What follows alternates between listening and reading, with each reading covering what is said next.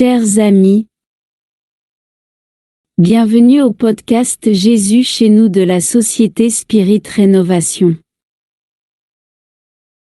Lors de cette rencontre, nous lirons le chapitre 114 du livre Chemin, Vérité et Vie de l'Esprit Emmanuel, psychographié par le médium Chico Xavier. Après la lecture, nous ferons un bref commentaire, suivi par une prière. Chapitre 114. Les lettres du Christ. Vous êtes manifestement une lettre du Christ remise à nos soins, écrite non avec de l'encre, mais avec l'Esprit du Dieu vivant, non sur des tables de pierre, mais sur des tables de chair, sur les cœurs. Paul. Lettre aux Corinthiens chapitre 3 verset 3. Il est singulier que le Maître n'ait pas légué au monde un compendium de principes écrits de ses propres mains. Les figures notables de la Terre ont toujours signalé leur passage sur la planète en laissant à la postérité leur message de sagesse et d'amour, soit sur des tables en pierre, soit sur des documents vieillis. Avec Jésus, cependant, le processus n'a pas été le même. Le Maître semble avoir voulu écrire ses enseignements aux hommes en les gravant dans le cœur de ses compagnons sincères. Son testament spirituel est constitué d'enseignements aux disciples, il ne les a pas écrits de sa main.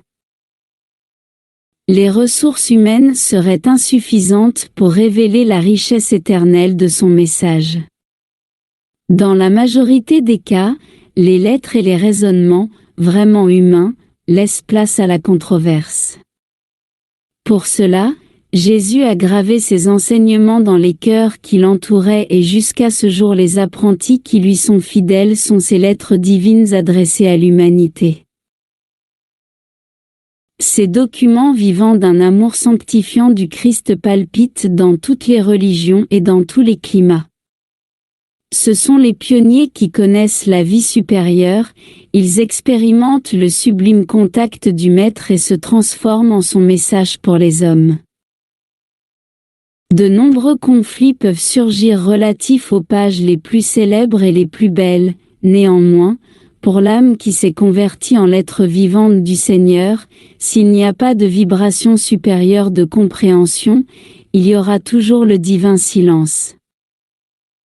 Dans ce court chapitre, l'Esprit Emmanuel commence par souligner un point qui fait consensus parmi les courants du christianisme. Jésus ne nous a rien laissé d'écrit de sa propre main. Ce que le Maître a dit, ce qu'il a enseigné, a été transmis à ses disciples et à ceux qui écoutaient ses sermons en Galilée. Beaucoup de ces paroles ont été écrites plus tard et compilées dans les livres que nous connaissons aujourd'hui sous le nom des évangiles. Cependant, ce qu'Emmanuel nous rappelle dans ce chapitre, c'est que l'Évangile, le message de Jésus, unique, ce que le Maître est venu nous enseigner, est bien au-delà de la parole écrite. Les évangiles de Matthieu, Jean et Luc peuvent être en désaccord dans quelques petits détails lorsqu'ils racontent un même événement, d'autant plus qu'on considère les différences dues à la traduction. Mais le message du Christ, qu'il a transmis à ses disciples, est invariablement le même. Ainsi, ce qui est écrit sur la feuille de papier éphémère importe moins que le message éternel de Jésus, qui a juste été transcrite sur le papier. Il est important de préciser ici que cela ne signifie pas que les évangiles ou tout ce qui a été écrit sur le Christ n'est pas important, bien au contraire. Mais ce que nous voulons dire ici, c'est qu'il est beaucoup plus important de comprendre le message que le Maître a transmis, ce qu'il a enseigné, que de simplement réciter les pages les plus célèbres et les plus belles. Et c'est seulement ainsi, en comprenant le message, l'évangile de Jésus, que nous pourrons être les lettres divines adressées à l'humanité et les documents vivants d'un amour sanctifiant du Christ, auquel se réfère le chapitre. Cependant, nous devons toujours nous rappeler un détail important toujours souligné par les bienfaiteurs spirituels. Il ne sert à rien de comprendre ce que Jésus a écrit dans nos cœurs, si nous n'agissons pas selon ses paroles, si nous ne donnons pas l'exemple du travail dans le bien, dans la charité, dans l'amour du prochain. En clôturant notre rencontre, élevons nos pensées.